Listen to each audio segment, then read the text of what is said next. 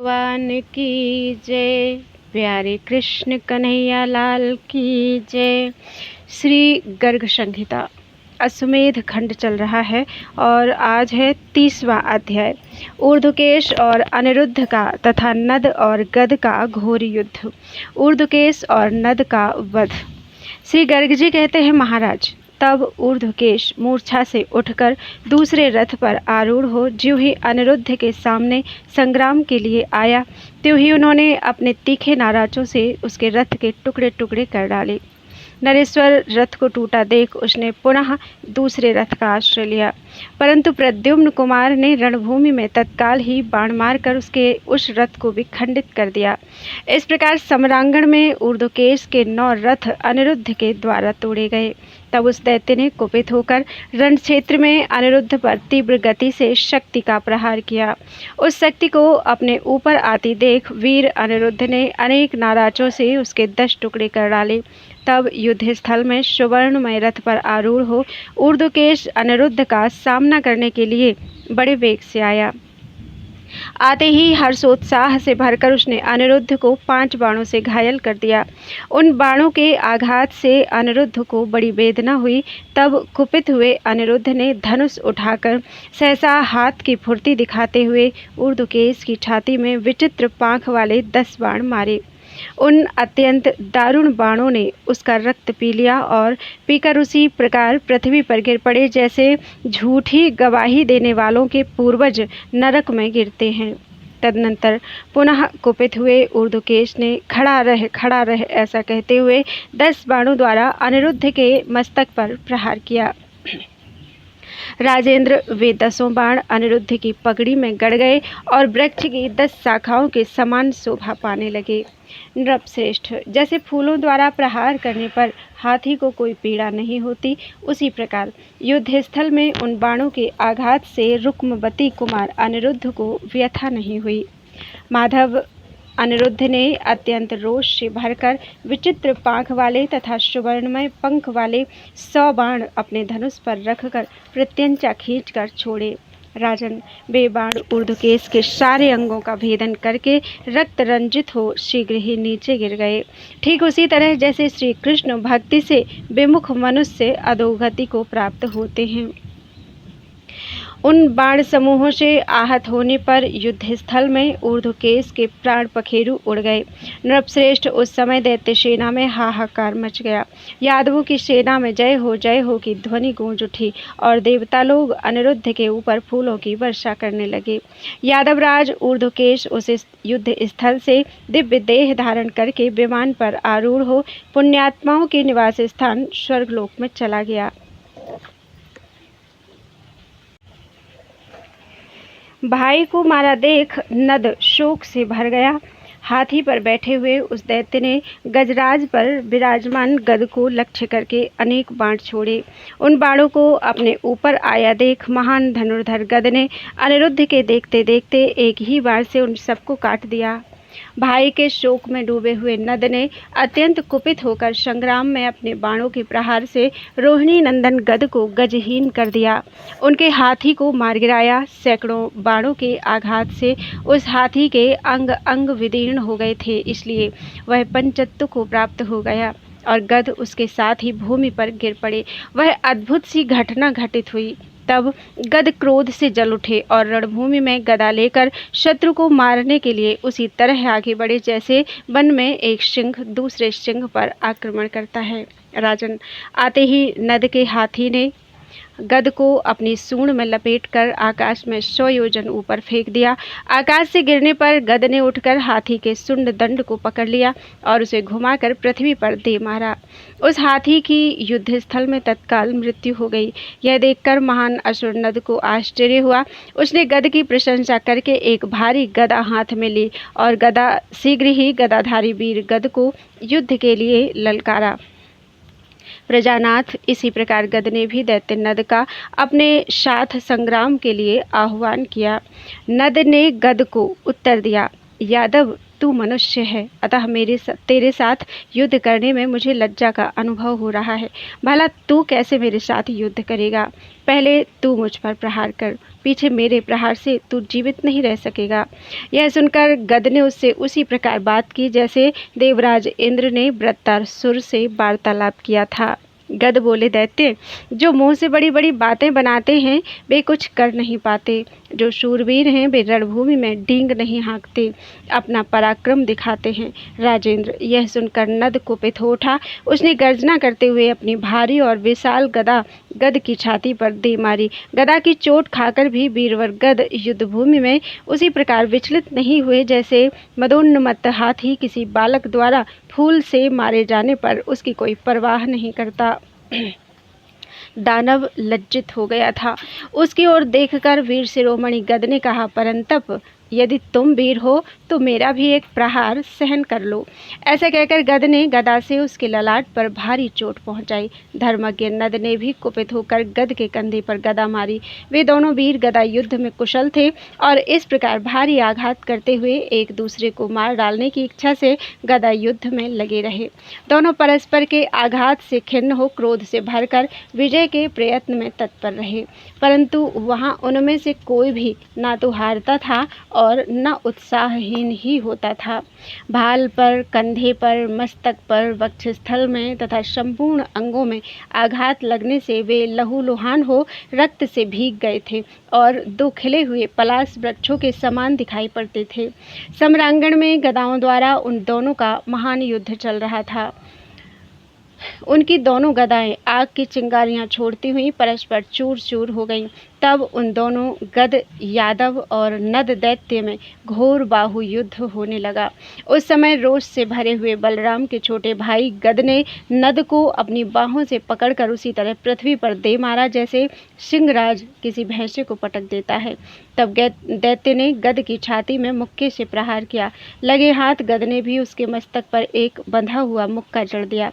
मुक्कों, घुटनों, पैरों, तमाचों और भुजाओं से वे दोनों एक दूसरे पर प्रहार कर रहे थे और दोनों ही रोष से अपने अधर पल्लव दबाए हुए थे।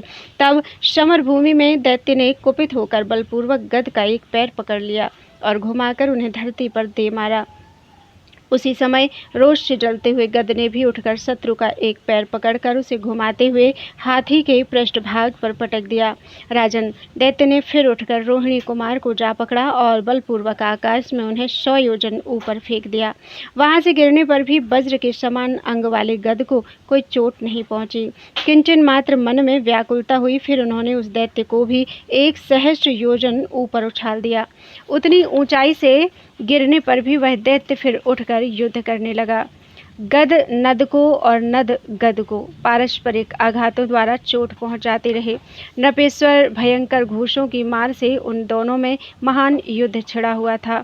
दोनों में लाठा लाठी, मुक्का मुक्की, केशा केसी, नखा नखी और दाता दाती होने लगी। इस प्रकार घोर युद्ध छिड़ा हुआ था। इस तरह जूझते हुए वे दोनों योद्धा बारंबार मारामारी कर रहे थे। एक दूसरे के वध की इच्छा से दोनों आपस में इस प्रकार गुंथ गए कि पैर पर पैर, छाती पर छाती, हाथ पर हाथ और मुंह पर मुंह सट गया था। बलपूर्वक आक्रमण के शिकार होकर वे दोनों गिरे और मूर्छित हो गए। नरेश्वर, उन दोनों का ऐसा युद्ध देखकर दानव और यादव बोलने लगे, गद धन्य है, नद धन्य है। गद को गिरा देख अनिरुद्ध शोक में डूब गए। उन्होंने जल छिड़ककर और व्यजन डुलाकर गद को होश में लाने की चेष्टा की। राजेंद्र, वे तत्काल क्षण भर में उठकर खड़े हो गए और बोल उठे, कहाँ नद है, कहाँ नद है? वह मेरे भय से युद्ध छोड़कर भाग तो नहीं गया? लोगों ने देखा वह दानव वहां मूर्छित होकर प्राण शून्य हो गया था। फिर तो यादव और देवता लोग जय जयकार करने लगे। बोलो वृंदावन बिहारी लाल की जय। 31वां अध्याय, ब्रक द्वारा सिंह का और शाम्ब द्वारा कुशाम्ब का वध। श्री गर्ग जी कहते हैं, राजन, अपनी सेना की पराजय होती देख गधे पर चढ़ा हुआ सिंह नामक दैत्य रोष से आग बबूला हो उठा और रथ पर बैठे हुए ब्रक पर बाणों द्वारा प्रहार करने लगा। नरेश्वर, उन बाणों को अपने ऊपर आया देख युद्ध स्थल में श्री कृष्ण नंदन ब्रक ने खेल खेल में ही बाण मारकर उन्हें काट गिराया। सिंह ने फिर बाण मारे और श्री कृष्ण कुमार ने फिर उन्हें काट डाला। राजन, फिर तो रणक्षेत्र में असुरराज सिंह के क्रोध की सीमा न रही। उसने धनुष पर 8 बाण रखे। उनमें से 4 बाणों द्वारा उस वीर ने ब्रक के घोड़े को यमलोक पहुंचा दिया। एक बाण से हंसते हुए उसने वेगपूर्वक उनके रथ की बहुत ही ऊंची और भयंकर ध्वजा काट डाली और एक बाण से सारथी का सिर धड़ से अलग करके पृथ्वी पर गिरा दिया। फिर एक बाण से रोषपूर्वक रणभूमि में उनके प्रत्यंचा सहित धनुष को काट दिया और एक बाण से उस वेगशाली दैत्य ने ब्रक की छाती में चोट पहुंचाई। उसके उस अद्भुत कर्म को देखकर सब वीरों को बड़ा आश्चर्य हुआ। उसी समय ब्रक ने सहसा उस दैत्य पर शक्ति से आघात किया। वह शक्ति उसके शरीर को छेद कर और गधे को भी विदीर्ण करके बाहर निकल गई। राजन, जैसे सांप बिल में घुस जाता है, उसी प्रकार वह शक्ति सिंह को घायल करके धरती में समा गई। गधा तो वहीं मर गया और दैत्य भी तत्काल पृथ्वी पर गिर पड़ा। परंतु पुनः उठकर दैत्य सिंह के समान जोर जोर से गरजने लगा। उसने ब्रक के ऊपर एक शिखा रहित शूल लेकर चलाया। अपने ऊपर आते हुए उस शूल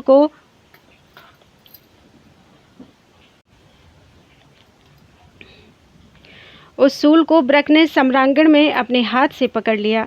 राजन, फिर उसी शूल से अत्यंत कुपित हुए कृष्ण कुमार ने शत्रु पर आघात किया। सिंह का शरीर विदीर्ण हो गया। वह हाय हाय करता हुआ पृथ्वी पर गिरा और मर गया। उसी समय सम्रांगण में दानवों का महान हाहाकार प्रकट हुआ।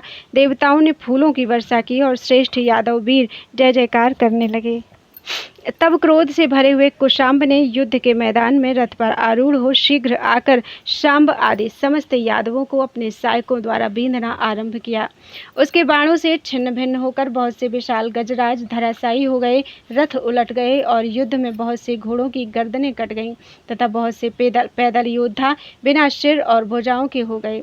राजन, इस प्रकार कुशाम्ब अनेक वीरों को मारता काटता हुआ युद्ध भूमि में विचरने लगा। उसका ऐसा पराक्रम देखकर युद्ध कुशल जाम्बवती नंदन सांब के युद्ध के लिए कुशाम्ब को ललकारा। सांब ने युद्ध के लिए कुशाम्ब को ललकारा। सांब बोले, वीर आओ और सहसा मेरे साथ युद्ध करो। दूसरे करोड़ों दीन मनुष्यों को डराने से क्या लाभ होगा। ऐसा कहते हुए सांब की ओर देखकर बलवान कुशाम्ब हंसने लगा। उसने सांब की छाती में 8 बाण मारे। श्रीहरि के पुत्र सांब उसकी इस धृष्टता को सहन ना कर सके। उन्होंने अपने कोदंड पर 7 बाणों का संधान करके उनके द्वारा उस शत्रु भूत दानव की छाती में गहरी चोट पहुंचाई। दोनों ही युद्ध के लिए रोषावेश से भरे थे। उन दोनों ही अपनी अपनी जीत चाहते थे।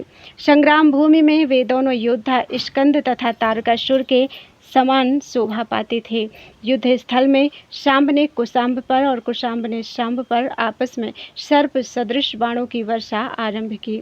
कुशाम्ब ने अपने धनुष पर 100 चमकीले बाणों का संधान करके उनके द्वारा सांब को रथहीन कर दिया और उनके धनुष को भी काट डाला। जब धनुष कट गया, रथ टूट गया तथा घोड़े और सारथी मारे गए, तब सांब दूसरे रथ पर आरूढ़ हुए तथा कुपित हो धनुष हाथ में लेकर बोले।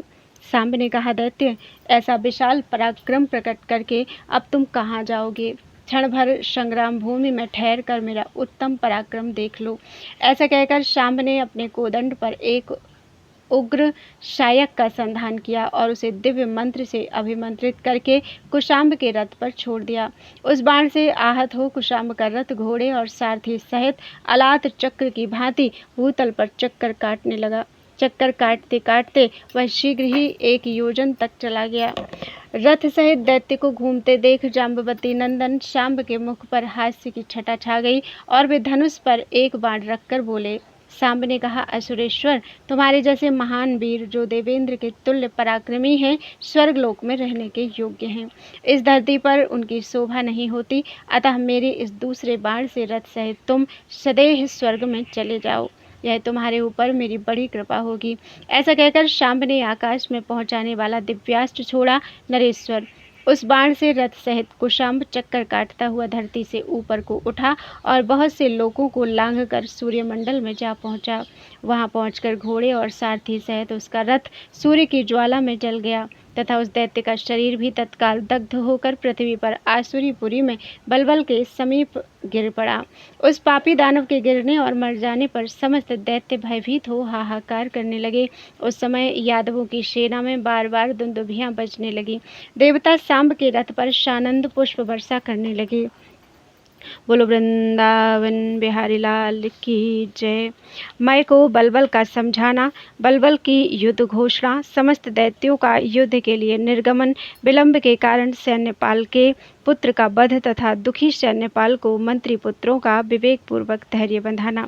श्री गर्ग जी कहते हैं, राजन, तदनंतर सोने के सिंहासन पर बैठे और शोक में डूबे हुए दैत्य बलबल से मैं उसी प्रकार बोला जैसे कुंभ श्रुति अपने ज्येष्ठ बंधु से बात कर रहा हो। नरेश्वर, आज तुमने यादवों का बल देख लिया। दैत्य समूह सहित तुम्हारे 4 मंत्री मारे गए। अब तुम्हारे नगर में प्रमुख लोगों में से तुम बचे हो और मैं दैत्यराज, अब तुम्हारी जैसी इच्छा हो वैसा करो। बलबल बोला, अब मैं यादवों का शीघ्र विनाश करने के लिए रणभूमि में जाऊंगा, तुम मेरे महल में छिपे रहो। हरि श्री कृष्ण तो पहले नंद का पुत्र कहा जाता था, अब यह निर्लज्ज वसुदेव उसे अपना पुत्र मानता है।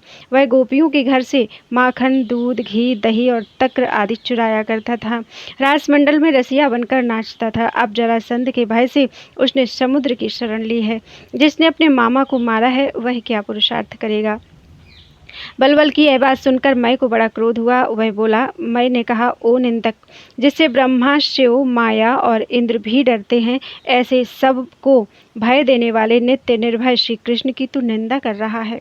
जो मूर्ख अज्ञानवश और कुसंग के कारण श्री कृष्ण की निंदा करता है वह तब तक कुंभी पाक में पड़ा रहता है जब तक ब्रह्मा जी की आयु पूरी नहीं हो जाती।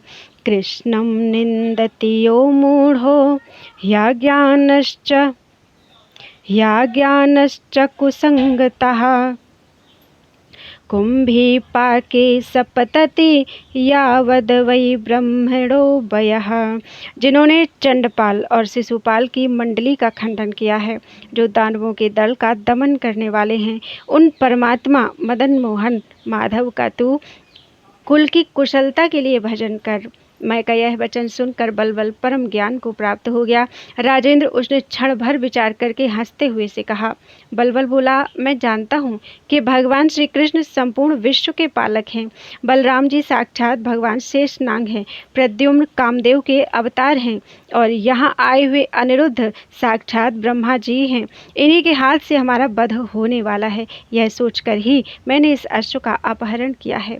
उनके बाणों से मारा जाकर यदि मैं मृत्यु को प्राप्त होऊंगा तो शीघ्र ही सुखपूर्वक भगवान विष्णु के परम पद को चला जाऊंगा। पहले भी बहुत से दानव तथा राक्षस बैरभाव से भगवान का भजन करके बैकुंठ धाम में जा चुके हैं, अतः मैं भी उसी बैरभाव का आश्रय ले रहा हूँ।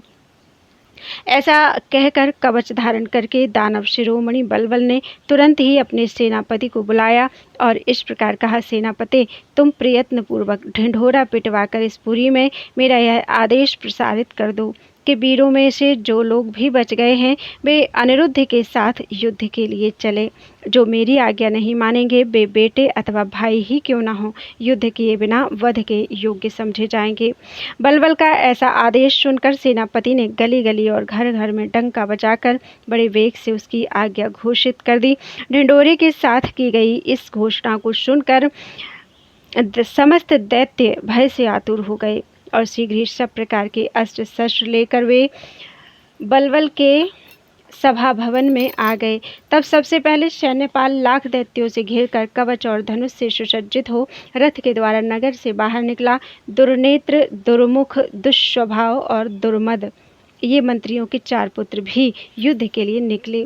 बलबल के साथ महामत्त गजराज, चपल अंग वाले तुरंग तथा देव विमानों के समान आकार वाले रथ थे। विद्याधरों के समान पैदल योद्धा भी साथ चल रहे थे। इस चतुरंगिणी सेना के साथ तत्काल मय के दिए हुए एवं इच्छानुसार चलने वाले यान पर बैठकर बलबल स्वयं युद्ध के लिए प्रस्थित हुआ। उसके साथ 4 लाख बड़े बड़े असुर थे।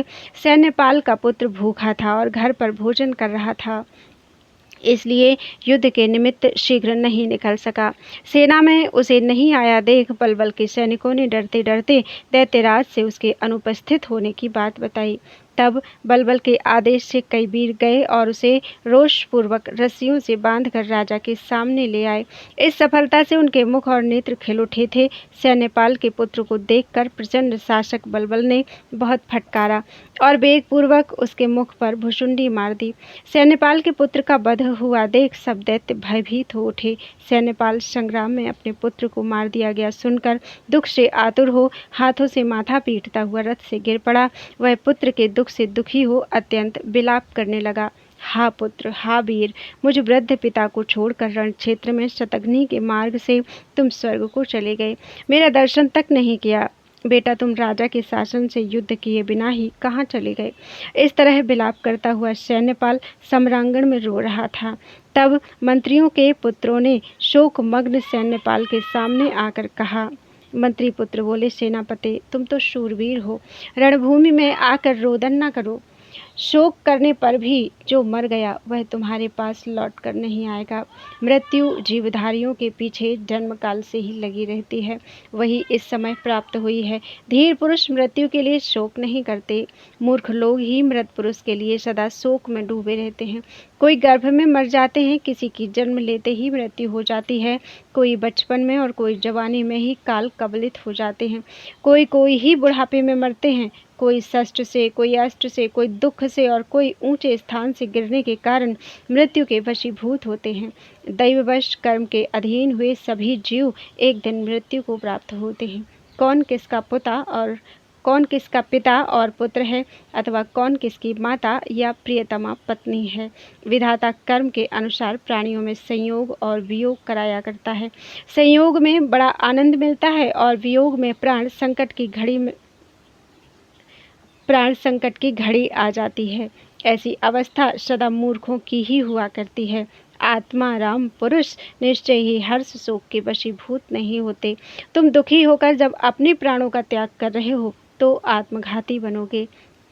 इसका परिणाम यह होगा कि नरक में पड़ोगे और फिर जन्म लोगे, इसमें संशय नहीं है। इसलिए इस महासमर में तुम श्रेष्ठ यादव वीरों के साथ युद्ध करो। क्षत्रिय वृत्ति वाले लोगों के लिए धर्म युद्ध से बढ़कर परम कल्याण का साधन दूसरा कोई नहीं है। जो सम्रांगण में धर्म युद्ध करते हुए शत्रु के सामने वीर गति को प्राप्त होते हैं, वे समस्त लोगों को लांघकर भगवान विष्णु के परम धाम में चले जाते हैं।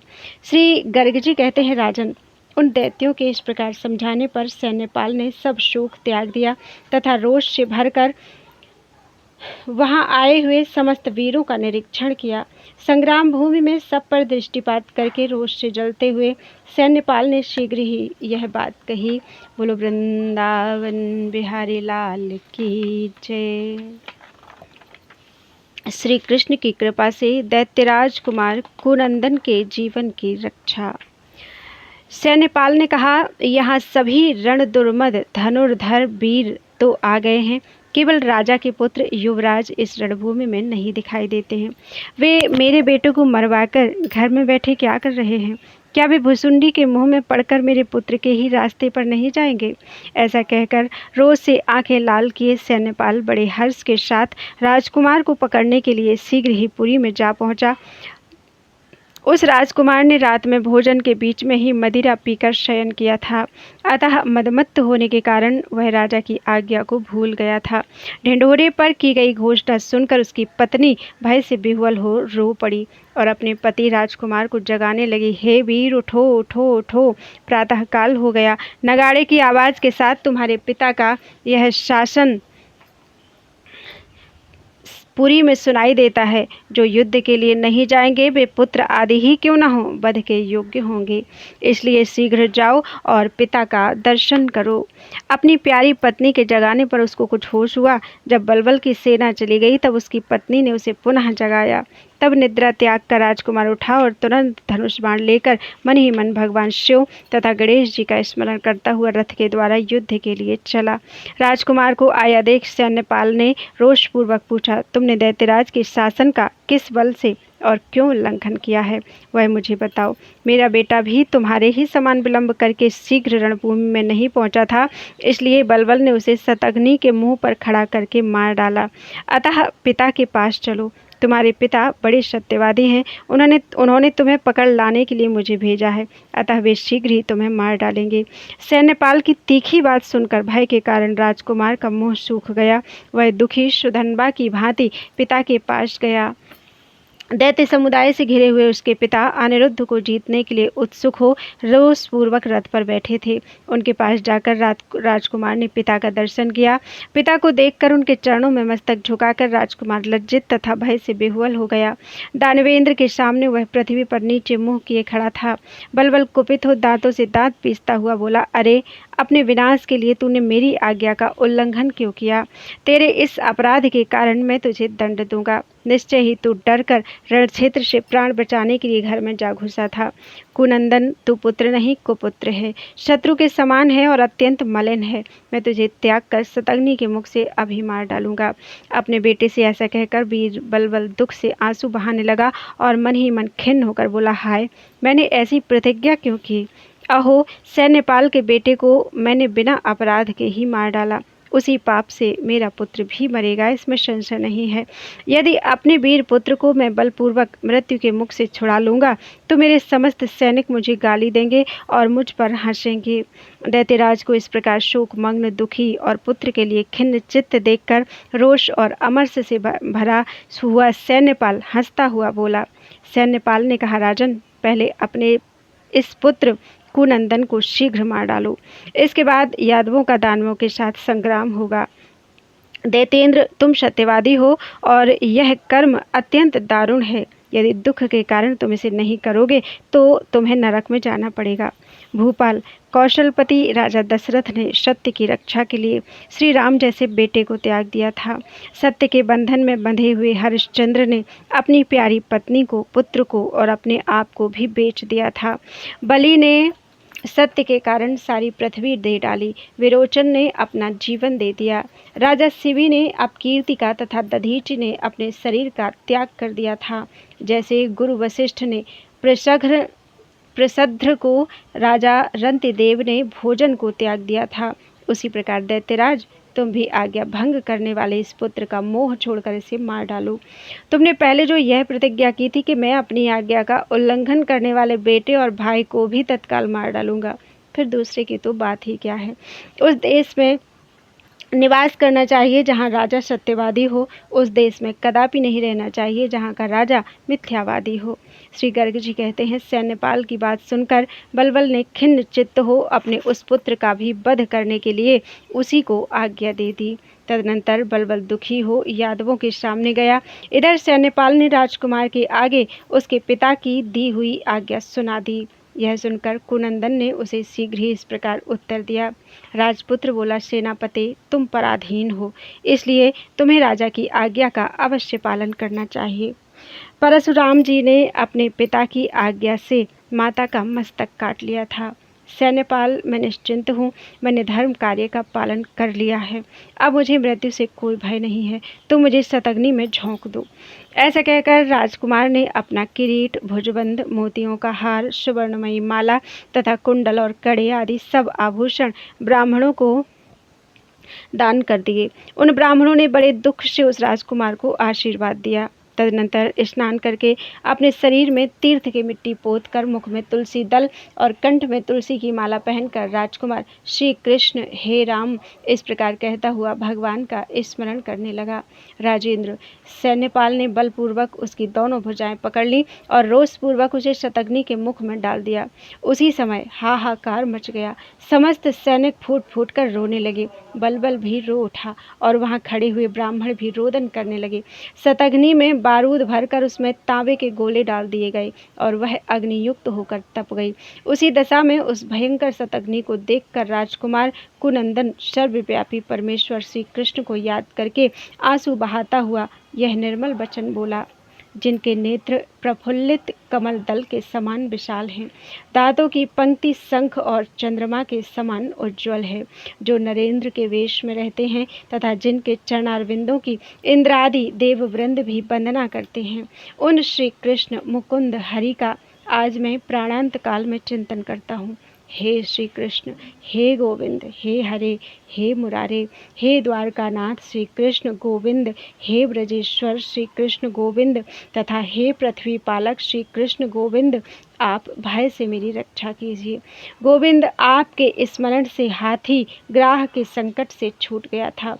स्वयंभु, मनु, प्रहलाद, अम्बरीश, ध्रुव, आनर्त राज, कक्षीवान भी भय से मुक्त हुए थे। बहुला सिंह के चंगुल से छूटी थी। रैवत और चंद्रहास की भी आपकी शरण में जाने से रक्षा हुई थी। इसी प्रकार मैं भी आपकी शरण में आया हूँ। कृष्णं मुकुंदम अरविंदलायताक्षं शंखेन्दुकुंद दशनम नरनाथ वेशम इंद्रादिदेवगणवंदित पाद पद्मं प्राण प्रयाण समये च हरि स्मरामि। श्री कृष्ण गोविंद हरे मुरारे, श्री कृष्ण गोविंद कुश स्थलीश, श्री कृष्ण गोविंद ब्रजेश भूप, श्री कृष्ण गोविंद भयात प्रपाहि। स्मरणात्तौ गोविंद ग्राहान्मुक्तो मतंगजः, स्वयंभुवश्च प्रह्लादो ह्यम्बरीशो ध्रुवस्तथा, आनर्तश्चैव कक्षीवान् मृगेन्द्रा बहुला तथा, रैवतश्चंद्रहासश्च तथाहं शरणं गतः।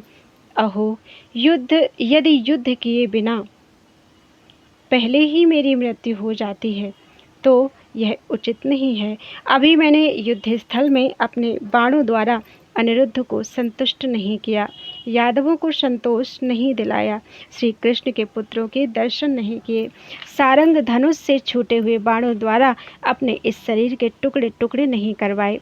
ऐसी दशा में शूरवीर कुनंदन की यह चोर के समान गति हो गई। भगवान, मैं आपका भक्त हूँ। मेरी दुर्गति देखकर समस्त पापिष्ठ मुझ पर हंसते हैं, जिसे भूमि पर देखकर यमराज भी पलायन कर जाते हैं। विघ्न डालने वाले विनायक गण मर जाते हैं। उस पूजनीय एवं निरंकुश कृष्ण भक्त मुझ कुनंदन को शतघ्नि कैसे मार डालेगी। श्री गर्ग जी कहते हैं, राजन, वह सूरवीर कुनंदन जब ऐसी बात कह रहा था, उसी समय सैन्यपाल की आज्ञा से किसी ने शतघ्नि को छोड़ा। छोड़ने के साथ ही हाहाकार मच गया। नरेश्वर, उस समय श्री कृष्ण चंद्र के स्मरण से एक विचित्र बात हो गई। शतघ्नि शीतल हो चुकी थी और आग की ज्वाला बुझ गई थी। राजसिंह, यह आश्चर्य देखकर वहां खड़े हुए राजा आदि सब लोग बड़े विस्मित हुए। तब सैन्यपाल बोला, शतघ्नि की बारूद सूखी पड़ी है और उसमें गोले भी ज्यों के त्यों हैं, किंतु राजकुमार वहां नहीं है। इससे सिद्ध है कि वह रण क्षेत्र में मारा नहीं गया। उसकी बात सुनकर वीरगण रुष्ट होकर बोले, यह परम बुद्धिमान पाप शून्य सूरवीर राजकुमार भगवान श्री कृष्ण का भक्त है, इसलिए भगवान ने ही उसे दुख से बचाया है। अब फिर तुम्हें इसका वध नहीं करना चाहिए। उन वीरों की बात सुनकर सैन्यपाल को बड़ा रोष हुआ। उसने जब पुनः दृष्टिपात किया तो राजकुमार शतघ्नि के मुख में बैठा दिखाई दिया। उसके अश्रु भरे नेत्र बंद थे और वह कृष्ण कृष्ण जप रहा था। उसे देखकर उस दुष्ट सैन्यपाल ने फिर उसे मारने के लिए शतघ्नि दाग दी, किंतु उस समय शतघ्नि फट गई और उससे वज्रपात के समान शब्द हुआ। शतघ्नि के गोले से सैन्यपाल की मृत्यु हो गई और उसकी ज्वाला से उसका अनुसरण करने वाले सैनिक जल गए। कोई हाय हाय करते हुए भागे, कोई धड़ाके की आवाज़ से बहरे हो गए और कितने ही धुएं से घबरा गए। नृपेश्वर, उस समय सबने राजकुमार को निर्भय देखा।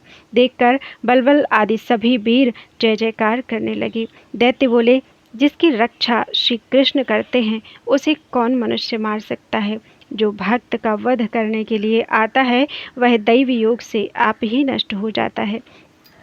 जिन्होंने भय से इस राजकुमारी की रक्षा की है, उन भक्त वत्सल श्री कृष्ण को हम सब लोग नमस्कार करते हैं। यम च रक्षति श्रीकृष्ण, यम च रक्षति श्रीकृष्णस्तं को भक्षति मानवः, भक्त तं हन्तु चागतो यः स विनश्यति दैवतः। तस्मात् कृष्णसमो नास्ति येनायं रक्षितो भयात्। सर्वे वयं नमस्याम अस्तं कृष्णं भक्तवत्सलम्। इस प्रकार श्री गर्ग संहिता के अंतर्गत अश्वमेध खंड में राजकुमार के जीवन की रक्षा नामक 33वां अध्याय पूरा हुआ। बोलो वृंदावन बिहारी लाल की जय। त्वदीयं वस्तु गोविंदम तुभ्यमेव समर्पयेत्। श्री कृष्ण गोविंद हरे मुरारी, हे नाथ नारायण वासुदेवा, पितु मातु स्वामी सखा हमारे। हे नाथ नारायण वासुदेवा, मथुरा में जन्मे गोकुल के तारे, तुम हो हमारे हम हैं तुम्हारे। हे नाथ नारायण वासुदेवा। वृंदावन बिहारी लाल की जय।